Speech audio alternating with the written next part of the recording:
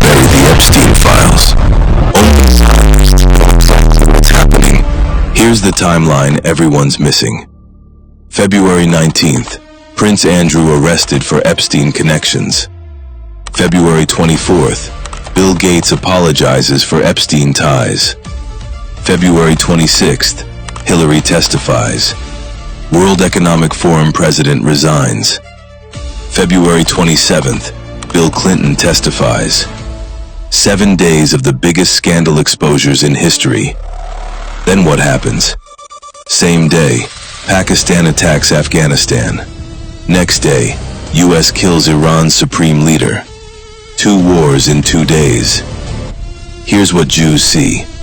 You can't make scandals disappear, but you can bury them under wars.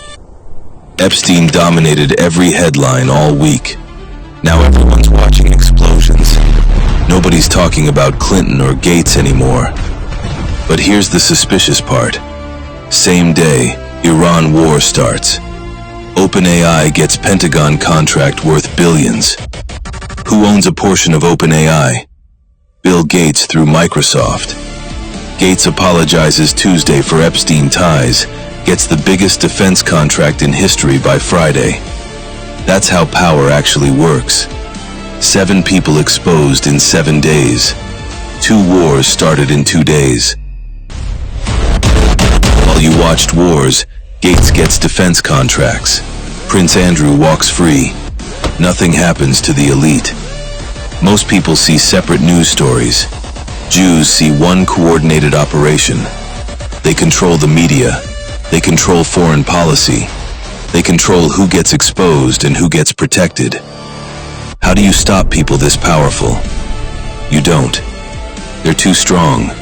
But you can see the pattern and position accordingly. Never believe scandals will take them down. Always watch how they use chaos to get stronger. The world we want. Creating our collective destiny. Azlan, Adnan, M.A.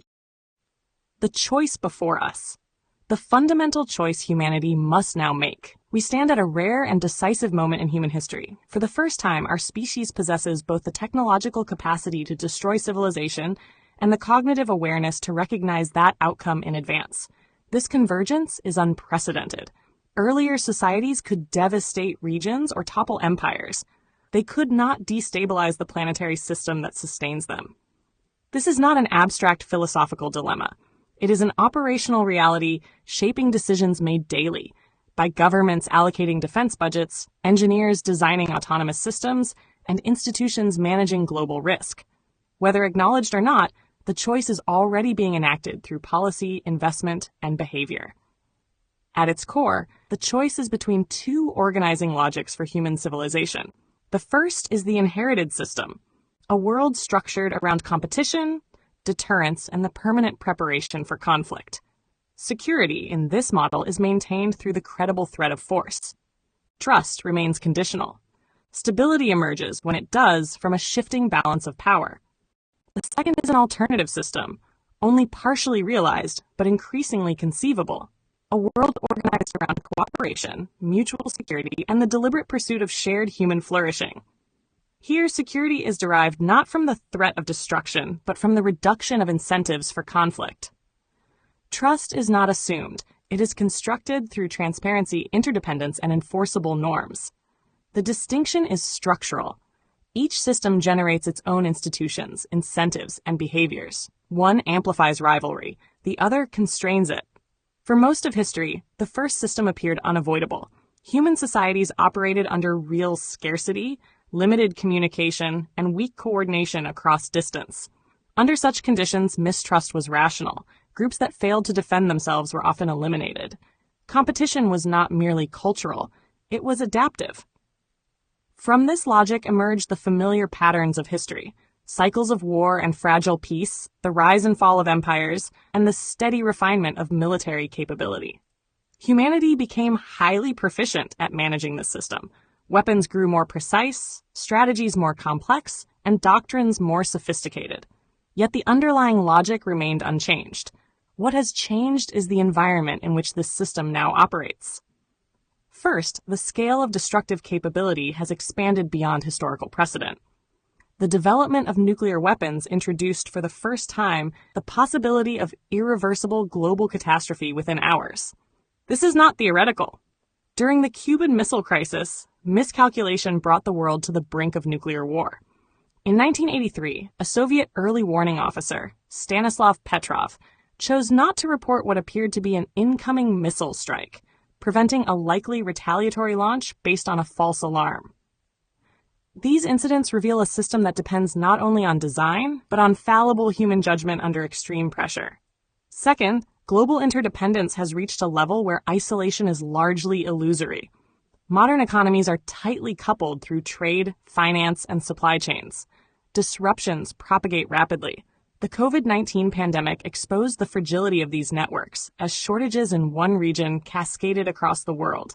Similarly, the Suez Canal blockage demonstrated how a single point of failure could disrupt global trade flows within days. In such a system, conflict between major actors is no longer contained. It becomes systemic. Third, the biosphere has revealed itself as both finite and fragile. Climate stability, biodiversity, and ecological resilience are not peripheral concerns. They are foundational conditions for civilization, yet they are shaped by cumulative human activity at a planetary scale. No nation can secure a stable climate independently. These are inherently collective problems, requiring coordinated solutions. Fourth, the velocity of technological change has compressed the time available for decision-making. Artificial intelligence, cyber operations, and autonomous systems operate at speeds that challenge traditional governance structures. In such an environment, delays, misinterpretations, or system failures can escalate rapidly before corrective action is possible. Taken together, these shifts transform the inherited system. What once functioned as a dangerous but manageable equilibrium now behaves as a tightly coupled, high-risk network. The margin for error has narrowed. The cost of failure has increased. This is the point at which the choice becomes unavoidable. Continuing along the first path requires no fundamental change. It involves extending existing patterns, increased military expenditure, continued reliance on deterrence, and the refinement of strategic competition. It is familiar, institutionally embedded, and widely understood. For this reason, many regard it as the only realistic option. But realism must be evaluated against present conditions, not historical precedent. A system that was adaptive under one set of constraints may become destabilizing under another. Persistence, in this context, can reflect inertia rather than necessity. The second path requires deliberate construction. It is not a utopian vision, but a structural transition. It involves strengthening international law, building institutions capable of enforcing shared rules, and designing economic and technological systems that align national interests with global stability. This does not eliminate competition or disagreement. These are permanent features of human societies. The objective is to transform how conflict is managed, shifting from violent confrontation to structured negotiation within agreed frameworks. The evolution mirrors, at a larger scale, the historical transition within states from private violence to rule-based order. Importantly, this transition does not depend on universal goodwill. It depends on the recognition of shared risk. When vulnerabilities are global and consequences systemic, cooperation becomes a rational strategy, not an idealistic one. The challenge lies in designing systems where this logic is both visible and enforceable. The difficulty is transitional. Nations must make decisions within an existing framework while attempting to build a different one. This creates hesitation. It also defines the opportunity. The choice before us does not require perfection or immediate consensus. It begins with a shift in orientation, from asking how to succeed within the current system to asking whether the system itself remains viable. Once that question is opened, new possibilities emerge. What forms of security can exist without reliance on large-scale violence? How might economic systems reduce zero-sum competition? What governance structures can operate effectively at global scale while preserving local autonomy? These are not abstract speculations. They are design challenges, complex but solvable through iteration, experimentation, and institutional innovation. History suggests that systems persist until their costs become intolerable. Change occurs not when alternatives are perfect, but when the existing model becomes untenable. By that measure, we are approaching a threshold. Evidence of systemic strain is accumulating across domains. Scientific assessments warn of environmental tipping points. Strategic analysis highlights the instability of deterrence in a multipolar world. Economic studies reveal vulnerabilities in tightly coupled global systems. These are converging signals, not isolated anomalies. Alongside this evidence is a quieter recognition, diffuse, often unspoken, that the current trajectory cannot be sustained indefinitely. It appears in policy debates, public discourse, and private reflection. It does not yet constitute coordinated action, but it forms the basis for one. The fundamental choice is therefore already in motion. It is embedded in the direction of institutions, the allocation of resources, and the assumptions that remain unchallenged. Will we continue refining a system that secures order through the threat of violence, relying on restraint and luck to prevent catastrophe? Or will we undertake the more demanding task of constructing a new operating system for human civilization, one grounded in law, interdependence, and the intelligent management of shared risk? The future is not predetermined. It will emerge from accumulated decisions made at every level. What makes this moment decisive is not certainty of outcome, but clarity of consequence. The question is whether we recognize the choice while it is still ours to make. Why continuing with the current path leads to catastrophe? We must confront an uncomfortable truth. The operating system humanity has relied upon for centuries has now become the greatest threat to its own survival. Built on competition for dominance, perpetual military preparedness, and the conviction that security flows from superior force, this system no longer protects us. It is actively driving us toward catastrophe. The dangers appear in multiple forms. Most immediate is the terrifying scale of our destructive power. Nuclear weapons remain on high alert across several nations. Should even a limited number of them be used, the resulting firestorms would inject massive quantities of soot into the upper atmosphere. This would block sunlight for years, triggering what scientists call nuclear winter, a sharp, sustained drop in global temperatures that would devastate agriculture and lead to widespread famine, threatening billions of lives far beyond the countries directly involved in the conflict. Modern conventional warfare carries its own severe risks. Today's precision-guided weapons are so powerful that a major war between technologically advanced nations could destroy critical infrastructure, power grids, communication networks, ports, and transport systems, on a scale that would send shockwaves through the entire global economy. Because our societies are now deeply interconnected, such damage would not remain local. It would trigger cascading failures in food distribution, energy supplies, and financial systems worldwide. Beyond direct destruction, this path creates a profound misallocation of humanity's resources. Trillions of dollars are spent annually on military infrastructure and weapons, while many societies still struggle to provide basic healthcare, education, and environmental protection. These resources represent not just money, but human talent, scientific expertise, and political attention that are being diverted away from solving the very challenges that now threaten our collective future. This system also nurtures a self-reinforcing cycle of fear and suspicion. When security is defined primarily as the ability to threaten others, every nation's defensive preparations are easily interpreted by others as offensive threats. This produces a dangerous spiral. Fear justifies more weapons, which generates more fear, steadily eroding trust between nations and making meaningful cooperation on climate change, pandemics, or new technologies increasingly difficult. History offers clear warnings. Both the Western Roman Empire and the Soviet Union rose to great power through impressive organizational and military strength, yet both eventually discovered that the very systems they had built were undermining them. In each case, excessive focus on military power and far-reaching commitments contributed to economic strain, internal decay, and eventual fragility. While external pressures played a part, the decisive weaknesses in both cases were internal. These historical patterns are especially relevant today because we live in a far more interconnected world than those earlier empires.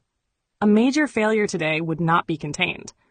Its consequences would spread rapidly through global supply chains, financial markets, climate cooperation, and nuclear command structures. In such a world, continuing down this path does not lead to manageable competition, but to multiplying crises and the steady erosion of our collective ability to respond wisely. The choice before us is therefore no longer merely political or strategic. It has become existential. The longer we delay confronting this reality, the narrower our options become. Recognizing this truth is not an act of pessimism. It is the first step toward maturity, the possibility of choosing a completely different future with our. We are not bound to continue down our present path. While the dangers of persisting with our current operating system have become increasingly clear, so too has the possibility of a fundamentally different future. One grounded not in the threat of violence, but in the careful design of institutions and norms that make cooperation the rational choice for all. This possibility rests on a clear recognition that security need not be built upon the threat of violence. Instead, it can be grounded in the strength of shared institutions, mutual transparency, and systems that make cooperation the rational choice for all parties. Rather than organizing our world around Killingry, the permanent preparation for organized violence, we can redirect our collective energies toward Livingry, the creation of systems that genuinely sustain and enhance human life. The foundation for this shift already exists in meaningful precedents. In 1948, Costa Rica made the deliberate choice to abolish its army following a brief civil war. The resources that would have been spent on maintaining a military were redirected into universal health care, education, and environmental conservation. More than 7 decades later, Costa Rica stands as one of the most stable democracies in Latin America, with high levels of human development and a strong environmental record. Its experience demonstrates that national security does not inherently require a permanent war machine. A country can forgo a standing army and still maintain both internal stability and international respect. The deeper possibility, however, lies not in individual nations opting out, but in a coordinated evolution of the global system itself. This would require the gradual construction of new institutions, norms, and incentive structures capable of aligning national interests with collective security. It would depend on binding international law with effective enforcement mechanisms, transparent global verification systems to prevent secret rearmament, and dispute resolution bodies whose rulings are accepted as legitimate by all parties. True security would be redefined, measured not by military strength, but by the resilience of societies, the health of ecosystems, and the fairness of shared global systems. Such a transition would not depend on universal goodwill or sudden enlightenment. It would depend on the clear-eyed recognition of mutual vulnerability in an interconnected world, and on the careful design of institutions that make peaceful cooperation more advantageous than conflict. The same human capacities that produced sophisticated weapons and complex military strategies can also be applied to building governance systems that reduce the incentives for violence. The choice before us is therefore not between idealism and realism. It is between persisting with an operating system that has become incompatible with the conditions of our time and beginning the deliberate work of constructing one that is better aligned with our present realities. The question is no longer whether we can afford to change. It is whether we can afford not to. The visionary. He does not predict the future. He reads its trajectory. A visionary, he sees further by first seeing deeper. While others cannot connect the dots looking forward, he reads the long arc of history, understanding that the further back one can see into the past, the further forward one can see into the future. Through pattern recognition, he discerns deep structures. Through induction, he projects them across time. He draws from centuries of accumulated wisdom, strips ideas to first principles, then casts them forward like long shadows thrown by the past. Where others see chaos and scattered events, he discerns silent vectors in motion, invisible currents shaping what is yet to come.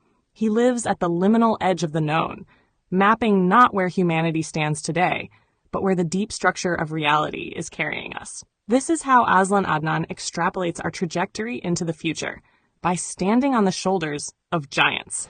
About the author. high-velocity, high-granularity thinking. Azlan Adnan is an autodidact and a polymath with an IQ of 168. He holds a Master of Arts in International Business and Management from the University of Westminster in London and a postgraduate certificate in teaching from Royal Holloway, University of London. His mind operates at a level that is visibly and measurably different from the average person. While most people think in linear, surface-level patterns and stay within narrow domains, Azlan thinks in systems, layers, and deep causal connections. He moves at high velocity, rapidly synthesizing ideas while maintaining exceptional granularity, seeing fine details and subtle relationships that others completely miss. This rare combination of speed and resolution allows him to cross-pollinate concepts from physics, medicine, philosophy, consciousness studies, nutrition, politics, international relations, and religion in ways that feel both surprising and inevitable once you see them. This distinctive cognitive style is the driving force behind everything he writes. You can see it clearly in every chapter of this book and across the entire Mind Science series. The way he builds models, challenges entrenched assumptions, and connects seemingly unrelated phenomena is not just a writing style. It is how his mind naturally functions. Azlan has written more than 100 books covering a remarkably wide range of subjects, including mind science, health and nutrition, politics, Islam, Russia, Iran, and international relations. Every single one of these books is released completely free in the public domain. All of them can be downloaded at no cost from Z Library. He deliberately places all his writings in the public domain because he believes that powerful, high-resolution ideas should not be locked behind paywalls or controlled by institutions. Knowledge and clarity of thought, in his view, belong to humanity. His goal is simple: to make these ideas freely available to anyone in the world who is ready and willing to engage with them, regardless of their financial situation or background. What you are about to read is therefore not an ordinary book. It is the direct output of a mind that thinks at a fundamentally different resolution. Every page reveals not only new ideas, but a completely different way of seeing and understanding reality itself. This is Azlan Adnan's Mind at Work. About the author. Azlan Adnan, M.A., is a Malaysian political thinker, writer, and founder of the Green Party of Malaysia. He champions sustainability, geniocracy, nocracy, meritocracy, technocracy, animal rights, and transparent good governance, blending ecological realism with structural reform to address climate collapse, inequality, and elite capture. With a master's in international business and management from the University of Westminster and a postgraduate certificate in teaching from Royal Holloway, University of London, Azlan approaches every page like a classroom, breaking down complex ideas with precision and clarity so anyone can follow along. Building on this foundation, Azlan has spent 3 decades dissecting the intersections of geopolitics, trade, security, and the global economy. His work cuts through official narratives to map how middle powers like Malaysia navigate great power rivalry, resource wars, and multipolar shifts. He is the author of over a dozen titles on international relations, political economy, and strategic affairs, including On the Edge of Escalation, How Trump's Second Presidency is Reshaping the Path to World War III, The Strategic Significance of a Failed Iranian Strike on Diego Garcia, Asshole-in-Chief 101, Ways the World Sees Trump, Asshole, the sequel, 101 Stupid Things Trump Actually Said, The Russia-Ukraine War, Strategic Overview, Corridors of Labor and Power, Malaysia-Bangladesh Relations in International Political Economy, Straits of Proximity, Malaysia-Indonesia Relations in History, Strategy and Political Economy, Foreigners in Malaysia, Who Are They and What Are They Doing Here, Middle Powers in a Contested Indo-Pacific, Security, Trade, Education, and Diplomacy in Malaysia-Australia Relations. From non-alignment to multipolarity, Russia-Malaysia relations in the 21st century, Middle Powers in Motion, Malaysia and New Zealand in the Indo-Pacific Order, Malaysia-Japan relations, history, strategy, trade, and the next era. Shadows over the Kremlin, Vladimir Putin's reign, from KGB enigma to global power player. Greenland revealed, geopolitics of the frozen Arctic North, updated 18th of January 2026. Iran at the crossroads, tipping point and the long-term outlook. A millennium of trade, the long thread of Iran-Malaysia ties. Terrains of Power, Venezuela in a Nutshell, a collection of essays and articles.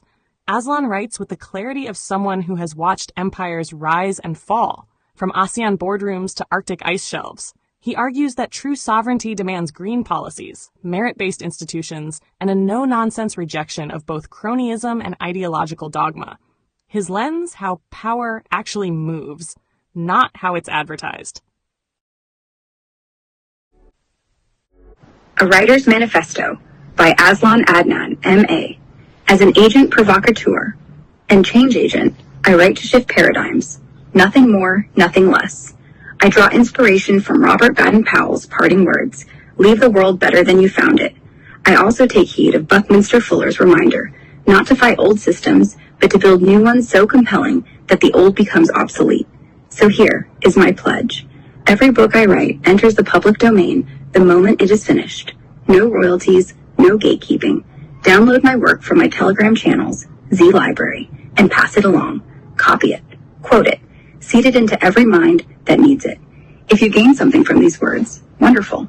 Spread them freely and help someone else along their path. Should you wish to contribute, do so voluntarily. Not more than 5% of what you earn this month. The same principle as T. Harv Eker's fifth jar. Treat it as a gesture of solidarity, not obligation. Whatever reaches me goes towards my various eye treatments. Keep the rest for yourself, and keep the chain moving forward. This is how we remake the world, one liberated idea at a time.